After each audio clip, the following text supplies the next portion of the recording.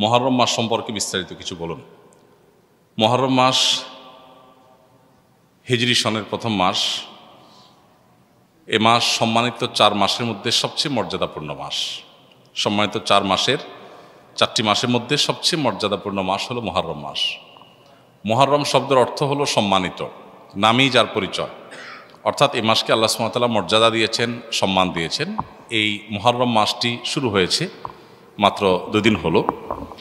অতএব এই মাস জুড়ে একজন মুসলিম হিসাবে এই মাসের প্রতি মর্যাদা বোধ আমাদের অন্তরে লালন করতে হবে, জাগ্রত রাখতে হবে।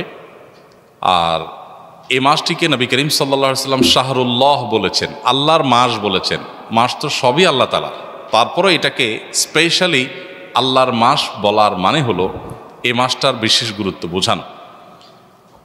সব ছেলে মেয়েরাই বাপের সন্তান হলেও বাবা কোনো ছেলেকে যখন বলে তুই আমার সন্তান, তুই আমার ছেলে, এই তো আমার ছেলে, তখন এর মানে হলো তাকে বিশেষ স্নেহ মমতার কথা তিনি বোঝাচ্ছেন।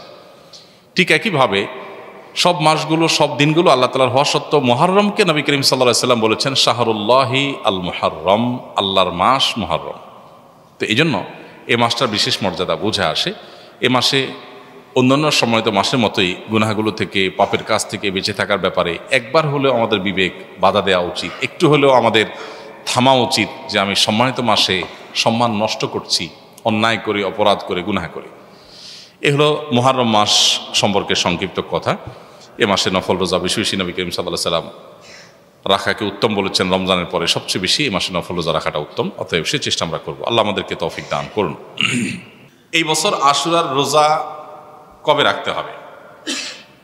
এই বছর আশুরার রোজা রাখতে হবে। আর আশুরা রোজার ফজিলত কি, মর্যাদা কি? নবী করিম সাল্লাল্লাহু আলাইহি ওয়াসাল্লাম বলেছেন সিয়ামু ইয়াউমি আশুরা আহতাসিবু আলাল্লাহি আন ইউকাফিরা আস-সানাতাল্লাতী ক্বাবলাহা। আশুরার রোজা, এটার ব্যাপারে আল্লাহর প্রতি আমার ধারণা হলো যদি কেউ এই রোজাটি রাখে, আল্লাহ সুবহানাহু ওয়া তাআলা তার পূর্বের 1 বছরের ছোটখাটো গুনাহগুলো মাফ করে দিবেন।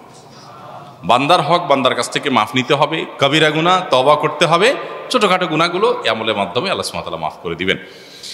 এছাড়া আশুরা রোজার আরেকটা বিশেষ ফজিলতের দিক হলো রমজানের রোজা ফরজ হওয়ার আগে, এমনকি হিজরতেরও আগে নবী করিম সাল্লাল্লাহু আলাইহি ওয়াসাল্লাম মক্কা যখন ছিলেন, কুরাইশরা আশুরার রোজা রাখত। বছরে একটা রোজাই ছিল রমজান রোজা ফরজ হওয়ার আগে, সেটা হলো এই আশুরা। এবং নবী করিম সাল্লাল্লাহু আলাইহি ওয়াসাল্লাম সে রোজা রাখতেন।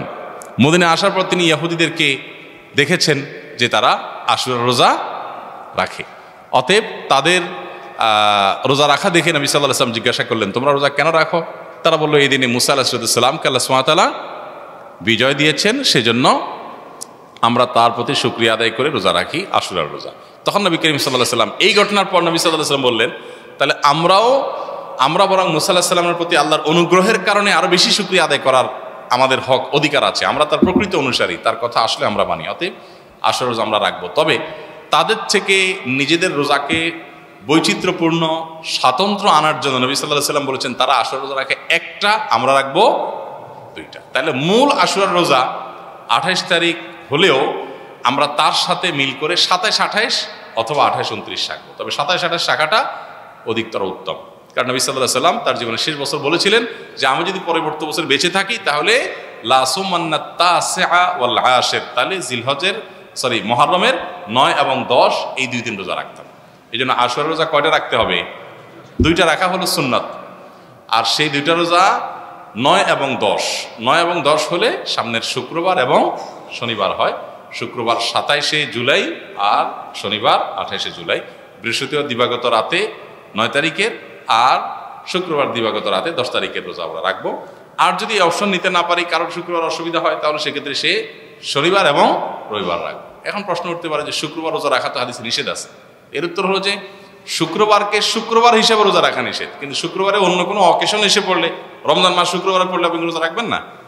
অতএব সেই হিসাবে আশুরার রোজার অংশ হিসেবে আপনি রাখতে পারেন। তাহলে এই বছর আশুরার রোজা আমরা সামনের শুক্র শনি অথবা শনি রবি 9, 10 অথবা 10, 11, তো 9, 10 রাখাটা অধিকতর উত্তম, সে রোজা রাখবো। আল্লাহ সুবহানাহু ওয়া তাআলা আমাদেরকে আমলের তৌফিক দান করুন।